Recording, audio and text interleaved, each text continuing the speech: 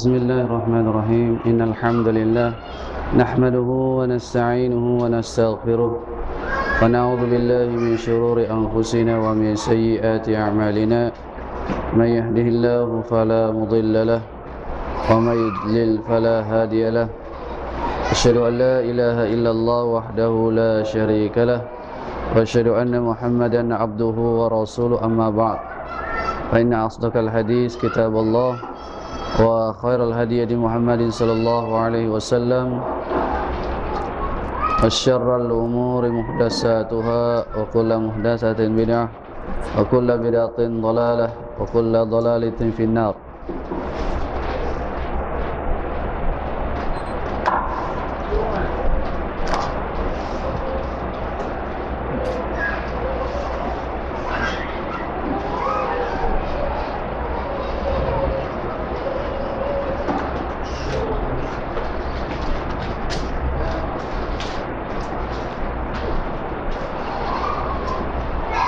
Ikhwani fiddin rahimakumullah. Alhamdulillah, pada malam ini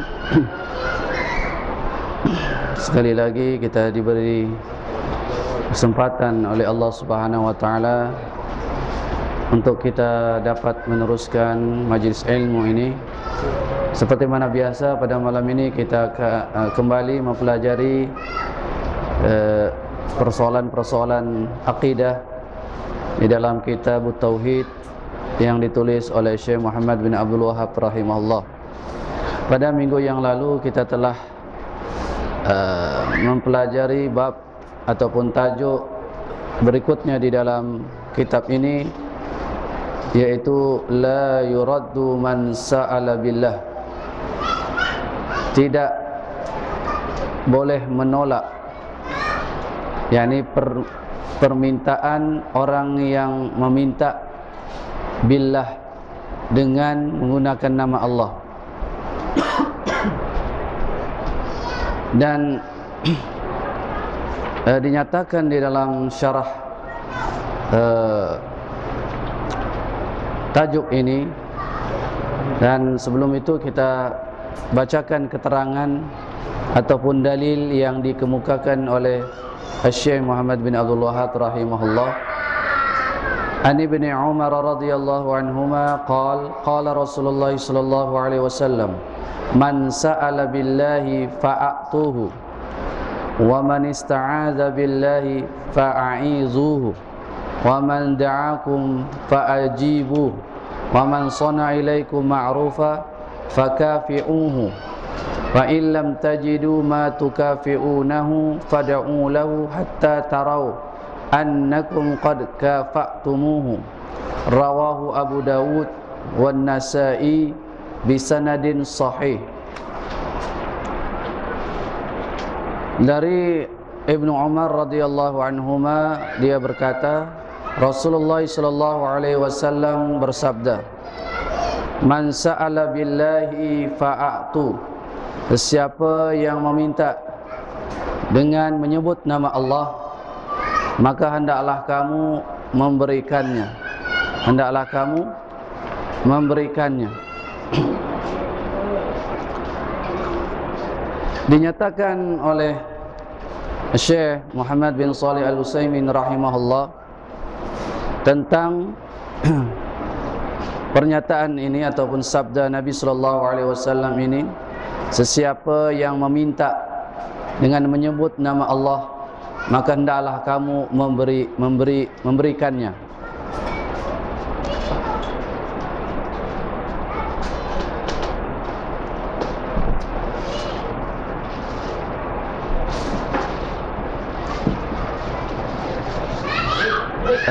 Dinyatakan oleh Syekh di sini, orang yang meminta itu ada dalam dua keadaan, salah satu daripada dua keadaan. Yang pertama, seseorang itu meminta sesuatu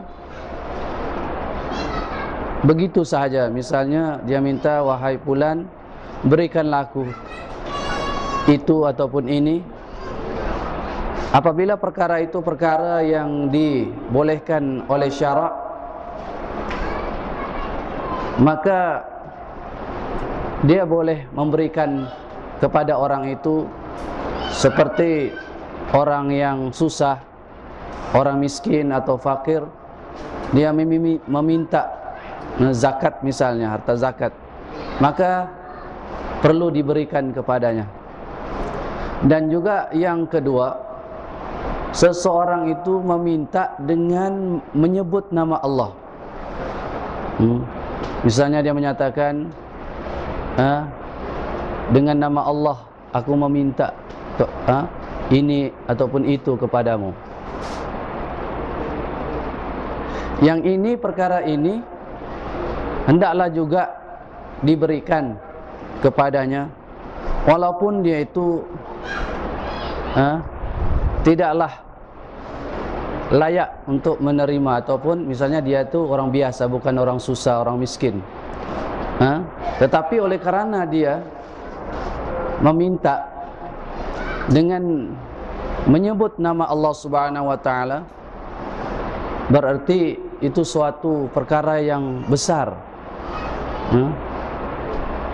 sangat perkara yang besar, dan kita memberikan kepadanya untuk menyahut pengagungan itu, pengagungan Allah, pengagungan yang diagungkannya Allah Subhanahu wa taala, dengan dia menyebut nama Allah untuk meminta sesuatu dari seseorang itu, maka seseorang itu hendaklah memberikan apa yang dimintanya, menyahut sebagai juga memuliakan Allah Subhanahu wa taala yang disebut namanya.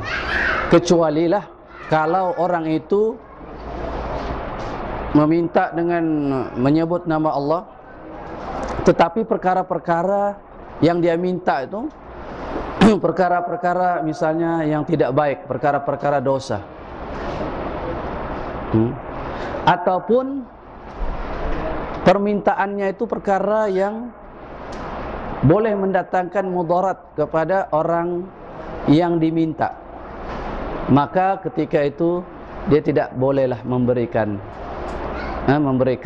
kepadanya walaupun ia menyebut nama Allah.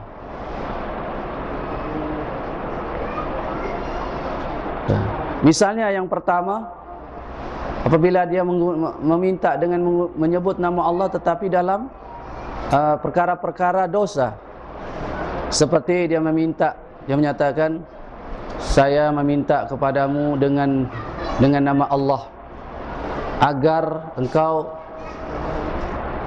membelikan aku arak misalnya. Ini tidak bolehlah walaupun dia menggunakan nama Allah. Ataupun contoh yang kedua yang memudaratkan orang yang akan memberi ini, orang yang diminta ini. Misalnya Syekh menyatakan di sini, seperti dia menyatakan, aku meminta kepadamu dengan nama Allah agar engkau memberi tahu kepadaku rahasiamu dengan rahasiamu bersama keluarga. Rahasia keluarga pula ni. Ataupun terutama istri misalnya, rahasia kamu dengan istri. Ini perkara yang memudaratkan, tidaklah boleh dilayan ataupun diberikan. Baik.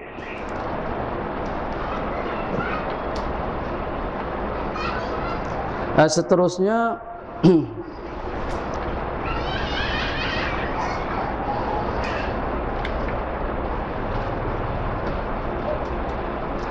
wa man ista'aza billah fa'izuhu. Sesiapa yang memohon perlindungan, artinya dia meminta perlindungan kepadamu, memohon perlindungan dengan menyebut nama Allah Subhanahu wa taala,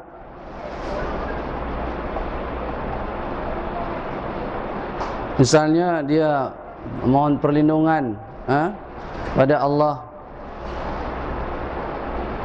meminta perlindungan kepada seseorang dengan menyebut nama Allah. Misalnya dia meminta perlindungan dari kejahatan orang itu. Dia bilang, saya meminta tolong untuk melindungi saya dengan nama Allah, agar engkau lindungi saya dari kejahatan orang tersebut. Fa'aizuhu, maka hendaklah engkau memberi perlindungan kepadanya. Hendaklah engkau memberikan perlindungan kepadanya. Cuma seperti mana yang kita nyatakan tadi, apabila dia meminta perlindungan kepada kita, kepada seseorang dengan menyebut Allah, tetapi dalam hal-hal yang misalnya hal-hal dosa, misalnya aku mohon perlindungan kepadamu supaya aku meminta perlindungan kepadamu dengan nama Allah untuk engkau menyembunyikan aku di rumahmu, sebab aku ni dikejar polis misalnya lah, sebab dia mencuri misalnya, ataupun pengedar dada kah, ini tidaklah perlu dilayan permohonannya ini, kerana hal-hal yang bertentangan ataupun hal-hal dosa ataupun maksiat.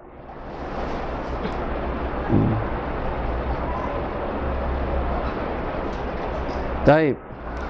Seterusnya, wa man da'akum,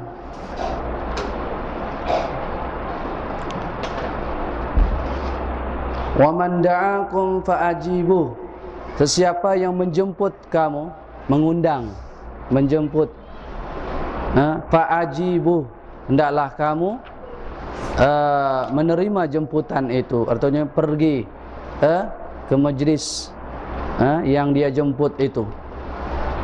Baik.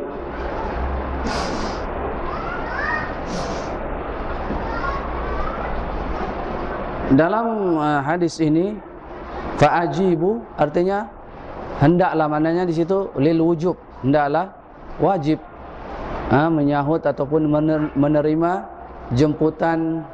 jemputannya itu.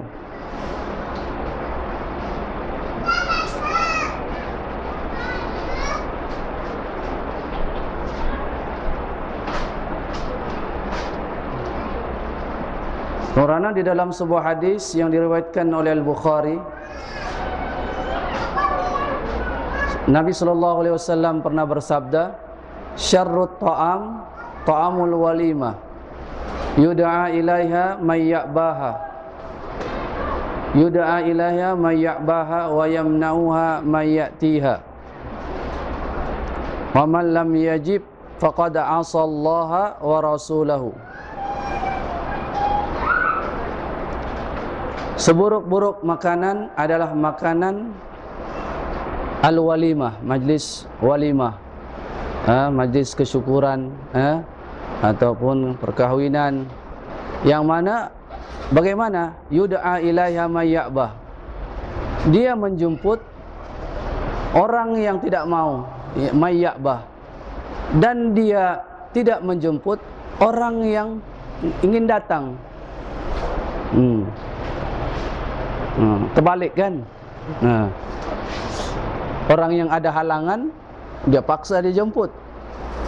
Yang orang yang lapang, dia tidak mau jemput. Dan sesiapa yang tidak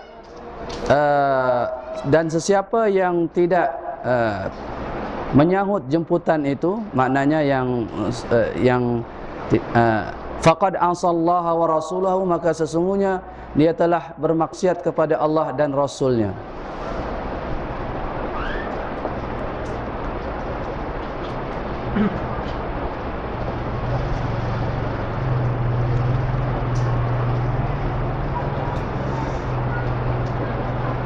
Dan juga ada di dalam syarah tentang permasalahan ini, yaitu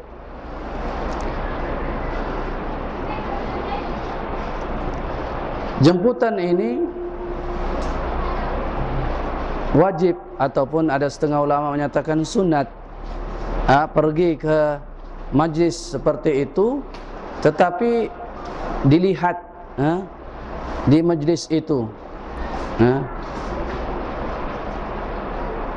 sekiranya di majlis itu ada kemungkaran, perkara yang haram,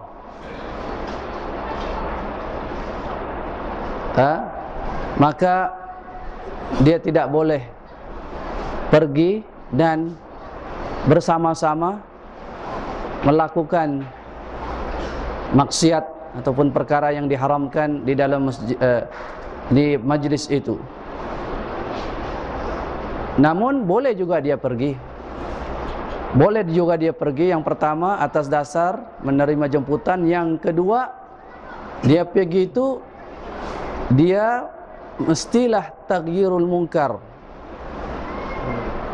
Dia hendaklah mencegah kemungkaran di situ. Kalau dia mampulah. Kalau dia mampu, kalau dia tidak mampu, tidak perlu dia pergi ke tempat maksiat itu.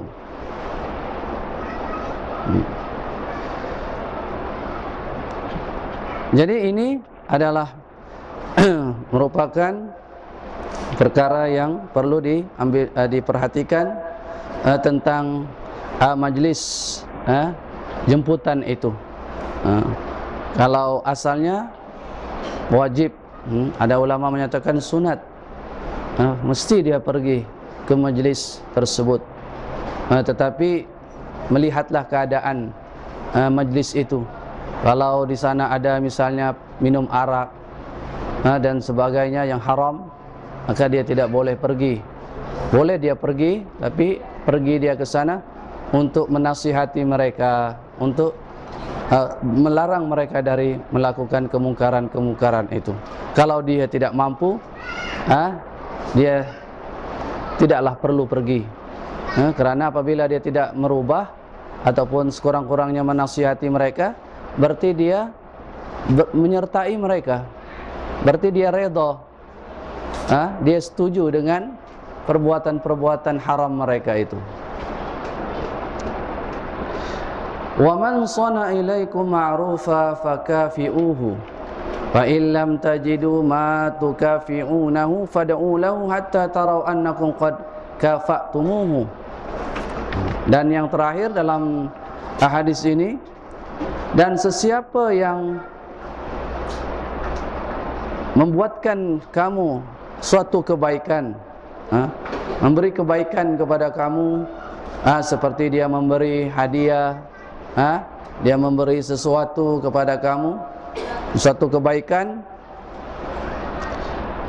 ma'rufa fakafi'uhu, maka hendaklah kamu membalasnya.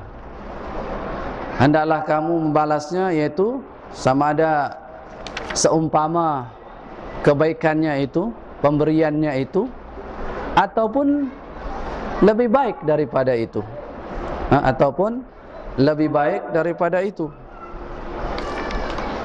Fa illam tajidu ma tukafi'unahu, sekiranya kamu tidak dapat memberikan, membalas pemberiannya itu, misalnya dia orang susah, orang miskin, dia tidak dapat memberikan, membalas balik, misalnya hadiah ataupun sesuatu yang berharga diberikan kepadanya, maka dia tidak mampu untuk membalas kebaikan orang itu. Fad'u lahu, maka hendaklah dia mendoakannya. Fad'u lahu, hendaklah dia mendoakan orang itu, hatta tarau annakum qad kafa'tumu, sehingga kamu benar-benar melihat, artinya doalah betul-betul, sehingga seolah-olah kamu telah memberi kebaikan, membalas kebaikan dengan doa kamu yang bersungguh-sungguh itu. Berdoa kepada Allah misalnya, ya Allah, anugerahkanlah dia kebaikan, berikanlah dia kebahagiaan hidup misalnya, dan sebagainya, doa-doa yang baik untuk orang yang telah memberi kebaikan kepadanya, dengan doa itu maka bolehlah membalas balasan orang yang memberikan kebaikan itu kepadanya sekiranya dia tidak mampu memberikan seperti mana yang diberikan oleh orang tersebut.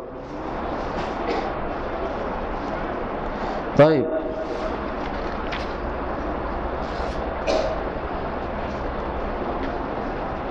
Dalam hadis ini menunjukkan kepada kita bahawa wajib memberikan kepada orang yang meminta dengan menyebut nama Allah. Cumanya kita telah nyatakan tadi sekiranya dia meminta itu dalam hal-hal dosa, maksiat, maka tidak bolehlah diberikan walaupun dia menyebut nama Allah. Mengapa kita wajib memberikan kepada orang yang meminta sesuatu yang bukan maksiat, yang bukan dosa dengan menyebut nama Allah? Kerana yang demikian, kalau kita menolak, tidak memberikan, bererti kita tidak mengagungkan Allah seperti mana orang itu mengagungkan Allah. Dan yang demikian ia akan mengurangi ataupun menafikan, akan mengurangi tauhid seseorang itu kepada Allah Subhanahu wa taala. Kerana kita wajib senantiasa mengagungkan Allah Subhanahu wa taala. Dan apabila orang itu mengagungkan Allah, maka hendaklah kita balas pengagungannya dengan menyebut nama Allah, maka hendaklah kita memberikan apa yang dia minta. Dan seperti mana biasa pada akhir bab ini ada dinyatakan oleh Syekh rahimahullah fihi masail. Masail ini ialah persoalan-persoalan yang dinyatakan oleh Syekh dan sekali dengan disertakan dengan dalil-dalilnya. Jadi kita dididik, diajar bagaimana kita mengetahui persoalan agama ni dengan dalil. Satu persoalan dengan dalil. Satu persoalan dalil. Begitulah agama ini. Bukan taklid. Jadi metod seperti itu adalah cara yang betul, yang tepat di dalam kita memahami setiap persoalan agama itu ada jalan penyelesaiannya. Fa in tanazza'tum fi syai'in farudduhu ila Allahi war Rasul. Sekiranya kamu berselisih sesuatu perkara, maka hendaklah kamu kembalikan kepada Allah, yaitu kitabnya Al-Quran, dan juga kepada Rasul, yaitu sunnah Rasulnya sallallahu alaihi wasallam. Maka kita dituntut untuk mempelajari. Bagaimana kita kembali kalau kita tidak mempelajari Al-Quran itu dan juga sunnah Nabi sallallahu alaihi wasallam. Baik, yang pertama al-ula i'azatu man ista'aza billah.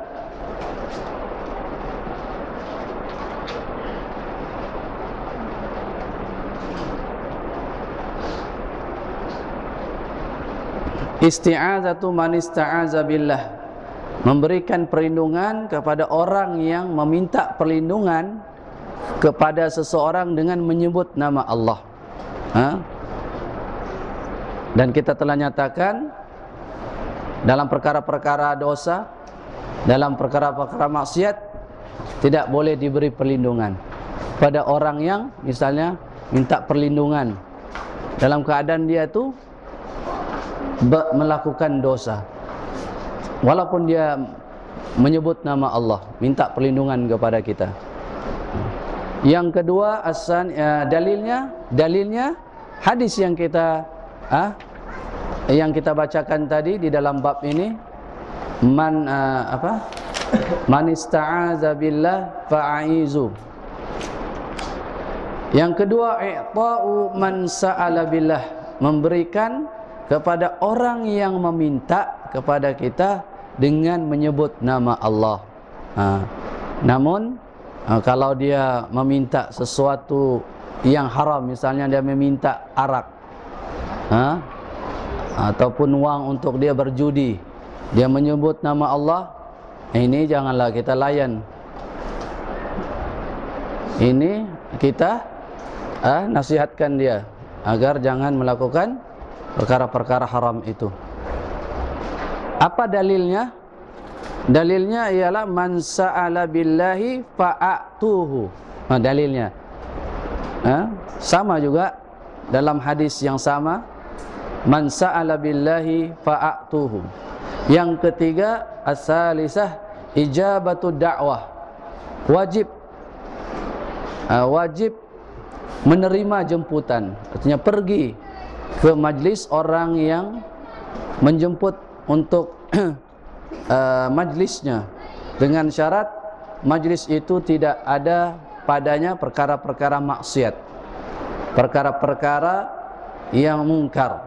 Dan sekiranya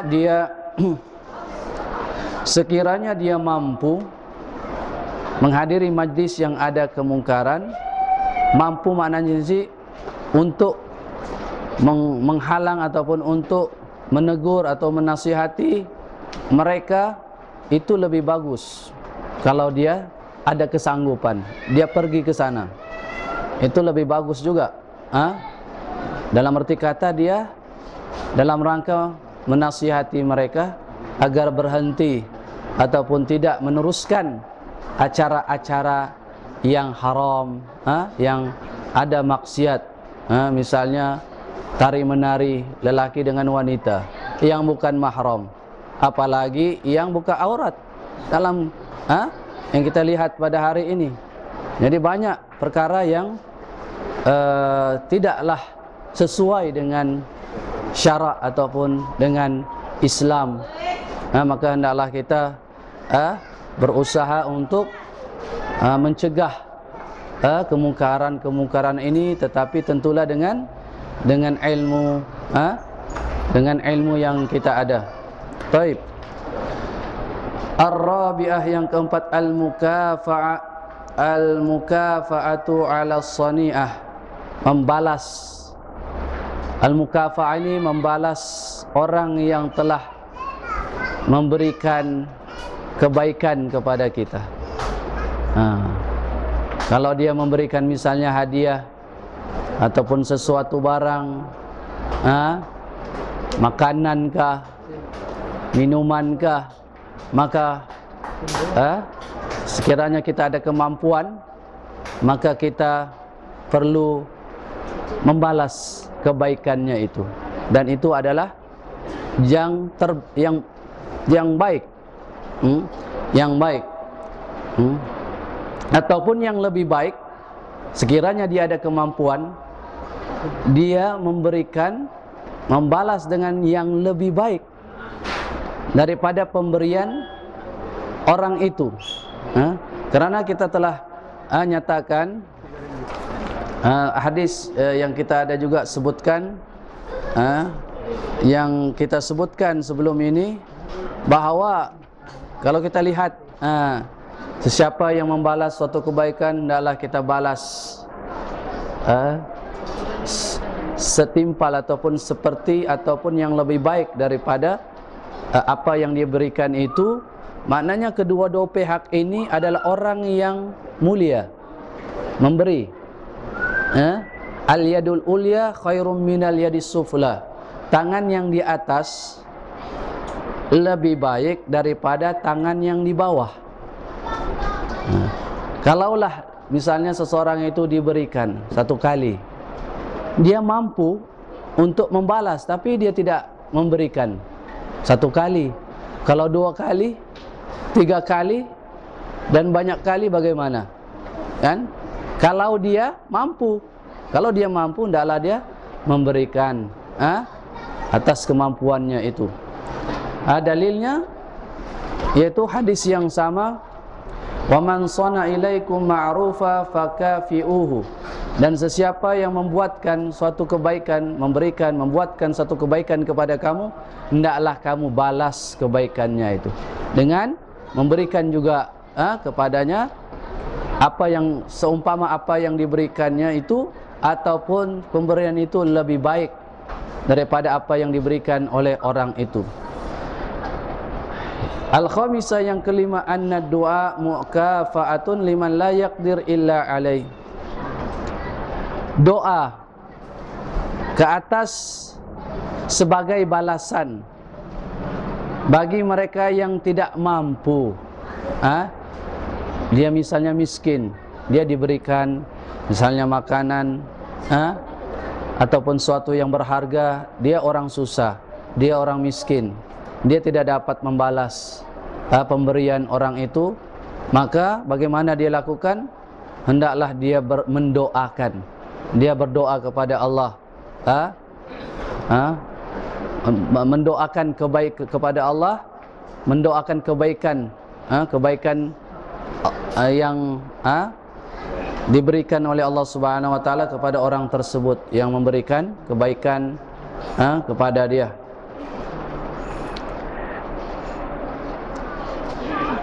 Yang keenam,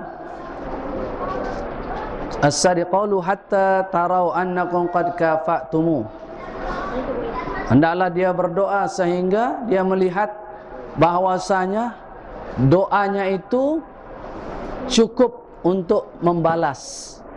Maksudnya di sini dia doa, boleh kita katakan doa bersungguh-sungguh. Doanya bukan saja sedikit tapi panjang. Maknanya mungkin dia ulang-ulang doanya sehingga dia mengetahui ataupun dia meyakini bahwasanya dengan doanya yang sungguh-sungguh itu, yang panjang itu, yang berulang-ulang itu, dia mengetahui bahwa sehingga tahap itu cukup untuk membalas ganti daripada pemberian yang dia tidak mampu memberikan kebaikan, sesuatu yang diberikan oleh orang kepadanya, digantinya dengan doanya yang bersungguh-sungguh itu. Baik. Kemudian kita beralih kepada bab yang seterusnya. Bab tajuk la yus'alu biwajhillah illal jannah.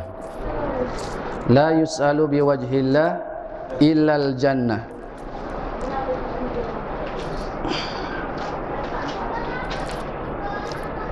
Tidak boleh diminta dengan menyebut nama Allah kecuali syurga.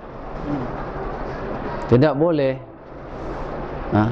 meminta sesuatu dengan menyebut wajah Allah kecuali dia meminta syurga. Dia boleh memohon misalnya as'aluka biwajhillah, as'alu biwajhillah, aku memohon wajah Allah, dengan wajah Allah al-jannah, akan syurga. Selain daripada itu, permintaan selain daripada syurga tidak boleh dia menggunakan menyebutkan wajhullah, wajah Allah. Ini sebagai ta'zim. Ini sebagai ta'zim, pengagungan akan wajah Allah Subhanahu wa taala. Dan seperti mana yang kita tahu bahwasanya nikmat yang paling tinggi, yang paling besar, yang paling agung bagi ahli al-jannah ialah mereka diberikan kesempatan oleh Allah untuk melihat wajah Allah. Wujuhu yawma izin nadhirah ila rabbiha nazirah. Pada hari itu wajah-wajah berseri-seri. Mereka dapat melihat Tuhan mereka, yakni wajah Allah Subhanahu wa taala yang sempurna itu. An Jabir radhiyallahu an qala Rasulullah sallallahu alaihi wasallam la yus'alu biwajhillah illal jannah, rawahu Abu Daud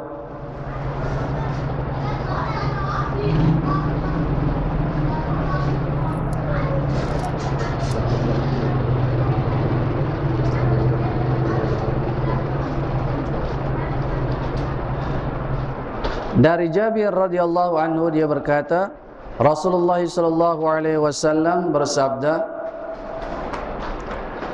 la yus'alu biwajhillahi illal jannah. Tidak boleh diminta dengan menyebut wajah Allah kecuali meminta syurga. Hadis ini diriwayatkan oleh Abu Daud.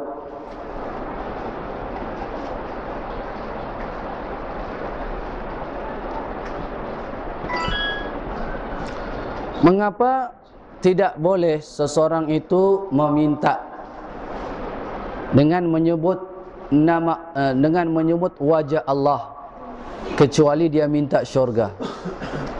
Sebabnya selain daripada syurga kita tahu bahwasanya syurga merupakan tempat yang penuh dengan kenikmatan, tempat yang mulia, tempat orang-orang yang beriman.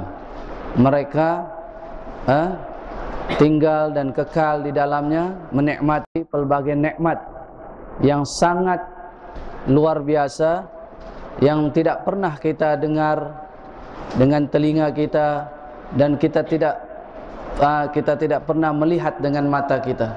Nikmat yang begitu besar di Al-Jannah.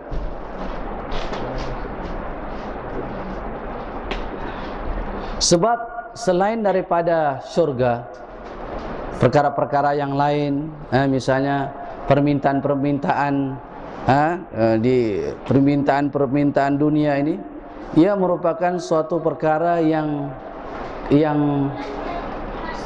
kecil, yang akan hancur, yang akan binasa, Sedangkan wajah Allah azim, merupakan suatu yang agung, yang kekal. Makanya Nabi SAW hanya membolehkan seseorang itu meminta dengan menyebut wajah Allah, dia minta syurga.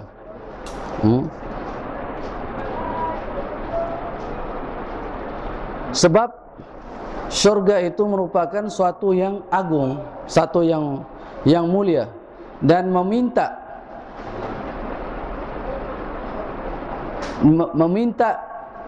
suatu yang agung, yaitu syurga, dengan menyebut wajah Allah, berarti dia mengagungkan Allah. Sebab Allah mengagungkan apa? Syurga, dan memuliakan ataupun mengagungkan Allah Subhanahu wa taala. Dalam hadis ini ada penetapan sifat wajah Allah Subhanahu wa taala, bahwa Allah itu memiliki wajah. Wajah Allah Subhanahu wa taala adalah mengikut kelayakan bagi kemuliaan Allah Subhanahu wa taala. Tidak boleh seseorang itu menyerupakan wajah Allah dengan wajah makhluk. Tidak boleh seseorang itu menolak juga bahawa Allah itu tidak ada wajah, sedangkan Allah telah menetapkan dirinya itu ada wajah.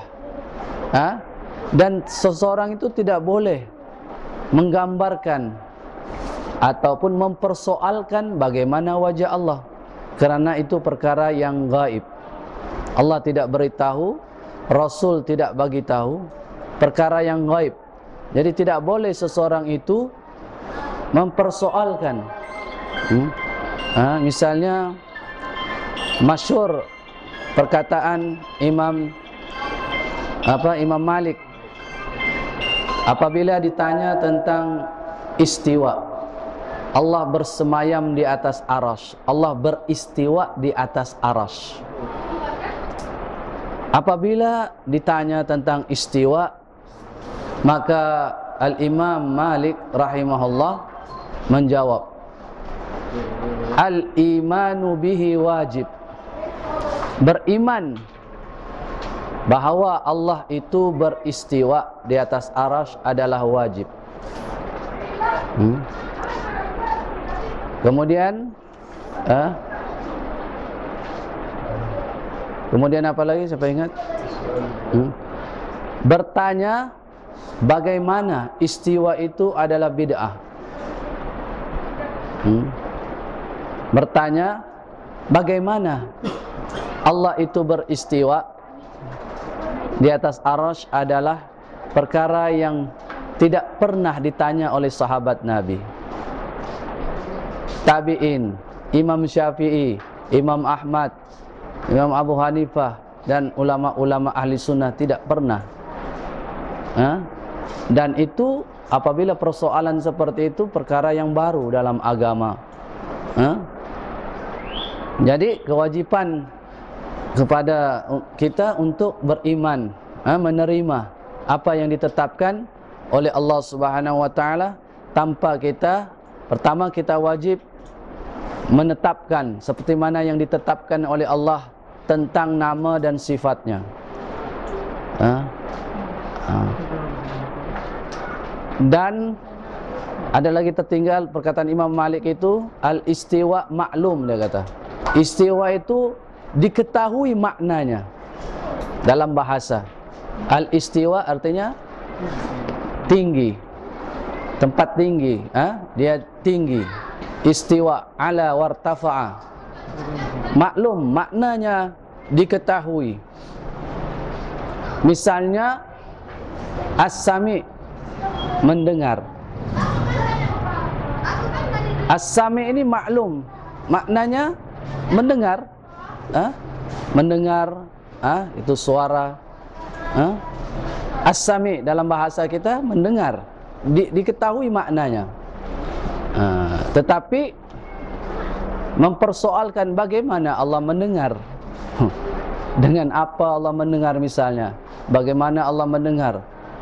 Soalan yang tidak perlu ditanya, karena ia merupakan perkara yang gaib. Begitu juga wajah Allah Subhanahu wa taala, dan tidak pula boleh kita menolak, menafikan dengan anggapan bahawa kalau kita menetapkan wajah Allah berarti kita menyerupai Allah dengan makhluk. Sedangkan Allah menyatakan laisa kamitsli syai'. Allah itu tidak sama dengan sesuatu pun. Jadi kita tetapkan, bukan kita samakan sifat Allah itu dengan sifat makhluk. Sebab tidak sama sekali dari semua sudut. Kalau kita katakan tangan kita ini semuanya berbeza, tangan kita ini cap jari misalnya. Kenapa cap jari ini digunakan? Sebab tidak sama. Itu manusia dengan manusia. Apalagi manusia dengan binatang, tidak sama dia punya tangan. Apalagi dengan Allah Subhanahu wa taala, tidak sama sekali sama. Jangan seseorang itu membayangkan, menyerupakan sifat Allah dengan sifat makhluknya. Tidak ada persamaan walaupun dari satu sudut. Laisa kamitsli syai'. Kita tidak boleh menolak, menafikan sifat itu, sifat Allah Subhanahu wa taala. Dan kita juga tidak boleh memalingkan maknanya daripada makna yang asal. Misalnya istiwa, maknanya ala wartafa'a, tinggi. Allah itu beristiwa di atas arasy. Bagaimana istiwa Allah itu kita tidak boleh mempersoalkannya. Tidak boleh juga kita memalingkan maknanya. Irtafa, istawa, katanya tidak, bukan itu. Tetapi dia palingkan maknanya. Dia kata bukan beristiwa, tetapi istaula. Istawa dia tambah pula lam ni, istaula. Berkuasa, menguasai. Sudah lain dia punya makna, dan makna ini tidak pernah diajarkan oleh Nabi SAW. Ahli tafsir yang terkemuka Ibnu Abbas tidak pernah. menyatakan arti seperti itu. Begitu juga ahli tafsir yang muktabar, ahli sunnah wal jamaah, para tabi'in tidak pernah mentafsirkan seperti itu. Jadi oleh kerana itu perlu kita kembali kepada pemahaman as-salafus saleh, pemahaman para sahabat, kemudian diwarisi oleh para tabi'in, atba'ut tabi'in. Karena sekarang ini ramai orang yang mengangkat Al-Quran, membawa ayat-ayat Al-Quran, membacakan hadis-hadis Nabi SAW yang sahih lagi. Tetapi bagaimana mereka memahami Al-Quran itu? Bagaimana mereka memahami hadis itu? Tidak seperti mana apa yang dipahami oleh para sahabat. Tidak seperti mana apa yang dipahami oleh para tabi'in, atba'ut tabi'in, dan para ulama yang mengikuti para sahabat yang terdahulu. Lari pemahaman itu. Jadi ramai orang yang keliru, ramai orang yang salah paham tentang agama ini kerana pemahaman mereka sudah tersasar dan jauh daripada pemahaman as-salafus saleh. Apabila dikatakan as-salafus saleh, dia ada as-saleh, sebab as-salaf itu juga ada orang-orang terdahulu, tapi bukan soleh. Abu Lahab misalnya, Abu Jahal, salaf juga, orang terdahulu di zaman Nabi, keluarganya sendiri, orang yang terdekat. Tetapi dia bukan as-saleh, dia toleh, orang yang jahat, orang yang mencela, mencaci, menghina dan memerangi dakwah Nabi sallallahu alaihi wasallam. Makanya as-salafu as-saleh, yaitu para sahabat yang beriman dengan apa yang dibawa oleh Nabi sallallahu alaihi wasallam. Kemudian ilmu itu diwarisi oleh para ulama. Al-ulama warasatul anbiya, ulama yang bagaimana? Yang mewarisi manhaj, yang mewarisi para nabi. Apa yang para nabi bawa? Apa yang para nabi bawa? Yang ketara sekali yang mereka bawa adalah tauhid. Maka jangan diubah metode itu. Di dalam kita, dari kita mempelajari, melaksanakannya dan mendakwahkannya. Karena agama ini ia merupakan ibadah. Apabila dikatakan ibadah, ibadah itu taufiqiyah.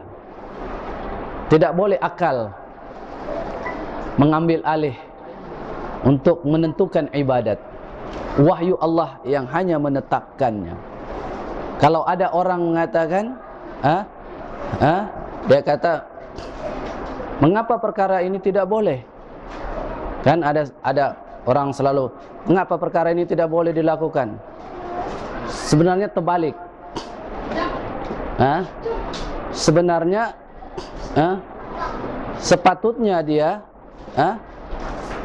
sepatutnya dia membawakan dalil. Mengapa dia mengamalkan itu? Apa dasarnya? Ini maknanya soalan yang mengelak. Apabila ditanya, apa? Kenapa ini tidak boleh, dia kata. Kenapa amalan ini tidak boleh? Sepatutnya apa tadi? Maknanya ibadat itu asalnya al-man'u, dilarang. Kecuali ada dalilnya. Ibadat itu asalnya dilarang, kita tidak boleh melakukan ibadat kecuali ada dalilnya. Kita mengangkat takbir, Allahu Akbar. Kalau tidak ada Nabi menyatakan takbir, mengangkat tangan, kita tidak boleh angkat tangan. Kalau kita angkat tangan, maknanya kita mesti tahu apa dalilnya. Itulah peumpamaannya. Misalnya, kenapa kamu larang? Sebenarnya yang kamu buat itu, apa yang menyebabkan kamu membuatnya? Apa dalilnya kamu melakukan itu? Itu yang sebenarnya. Sebab asal ibadat ini tidak boleh kita lakukan suka-suka kecuali ada dalil. Ada dalil yang mensyariatkannya. Kalau tidak begitu, semua orang boleh berbuat apa yang dia suka. Islam ini sudah, kata orang, sudah kacau bilau lah kalau tidak ada hukum yang menetapkan suatu ibadat itu.